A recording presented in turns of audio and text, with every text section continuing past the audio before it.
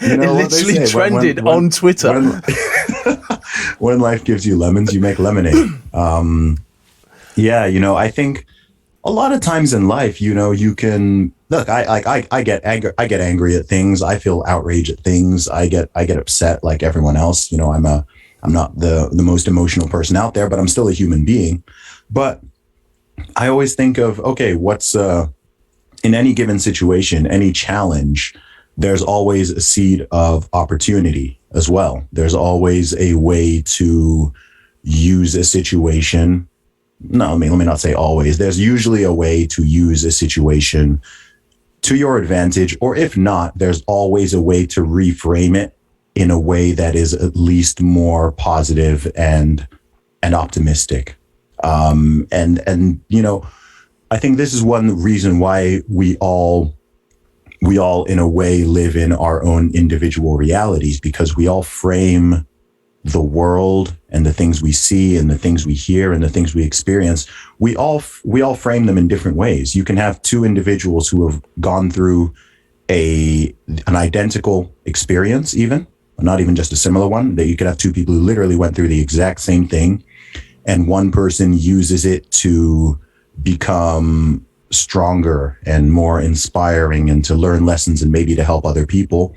And the other person uses it to become a permanent victim, or to give themselves a permanent alibi for not being happy or not being successful. And they just stay in this malaise and this negative state for years or even decades or an entire lifetime because of a particular thing that they experienced. And so I think it's really important for people to learn how to, I think reframing is a very important mindset technique, because life is rough. Life is hard. There's ups and downs. Even if you are a fortunate person, you're going to have tragedy. On a basic level, every single person in this world is going to die. Mm-hmm. Everyone we love is going to die. We are going to die. Our family members are all going to die. Our friends are all going to die. That's that's a good reason. Maybe that's a good reason for people to feel be sad and depressed, right? Like that's a very awful realization, but also that's also a really good reason why you should live your life to the max. That's a great reason why you should treat people well. That's a great reason why you should tell people you love them if you love them. That's a great reason why you should not hold grudges against people and hold unnecessary anger and vengeance in your heart. So depending on how you flip that same fact, it is just a fact. But depending on the way you look at it, that can be something that really motivates you and makes you positive and makes you treat people better. Or it could be something that puts you in this sad and sorry state of, depression and just feeling this constant sadness. So how do you manage to do that then when you're hurting? Because often, and we can go from personal experience, but whether it be in a relationship let down by a family member, that reframing process that you're talking about, which is unequivocally true, but how do you elevate yourself when you're in that place of, like, let's just say somebody betrays you or something like that? Yes. How do you manage it then? It's hard. I mean, it depends on it depends on the situation, and every situation is different. I think the first thing that's worth saying perhaps is that it's okay to hurt. Right? Yeah, of course. Like that's normal, right? There's certain circumstances in life which are going to hurt, and they're going to hurt sometimes for a long time. And that's totally normal and natural and,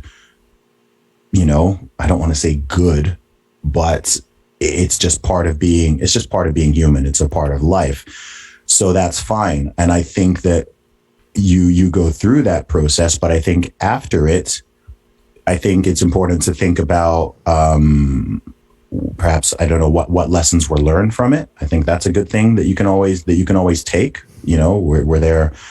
Was there a mistake I made? Was there something I did wrong or whatever? If it's something where it's totally out of your hands, it's also just, thinking about the positive rather than the negative. So say for example, let's take the saddest thing. Somebody dies. Somebody who and love passes away. It's happened to all of us, certainly above a certain age. And if you're very, very young and you haven't experienced it yet, then you certainly will. And it's going to hurt when it comes. And it's going to hurt, and it should hurt. Of course, it's supposed to. But you could then forever spend the rest of your life just thinking about the loss. But what about thinking about and being happy for the memories and celebrating that person's life, and being happy that you had this opportunity and you've got, the things you learned from this person and the times that you had and all of that. And you can be grateful for that. Of course, it's going to be balanced with a sadness from that no longer being there. On a less extreme level, you could have this with a relationship that comes, that comes to an end. Lots of people, billions of people have been through this. And, obviously the way it ends might be a factor in how people feel about it. But you can be grateful for the opportunity. You can be grateful for the things that you learn. You can be grateful for certain memories. You can be happy for all of that. So sure, you'll mourn the loss and the ending of something, but you can also frame it in a way that's like, okay, you know what? Like, these are things that I've learned, and I'm going to use this information going, in the future. Maybe, if I made a mistake, this is something that I'm going to change in my own behavior. This is something I'm going to look out for in the future. This is something that is going to, you can also look, this is something that's going to make me stronger, right? This is going to make me a stronger individual. And I think every challenge and every difficulty you go through in life, it does make you stronger. It makes you emotionally stronger. It makes you mentally stronger. In some cases, it makes you physically stronger. And I think that's a good way to reframe it and look at it. I think it's also important for people to understand that the past is immutable. So no matter what you do, we can't change the past. We can't change history on a despite how hard personal. We try.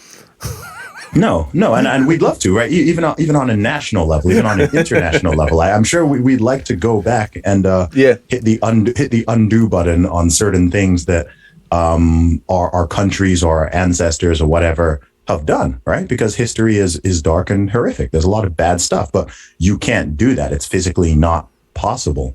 So it makes a lot more sense to focus on the present and focus on the future, because that's what you can actually influence with your own actions. So I think that acceptance is also part of it. It's like, okay, look, this happened.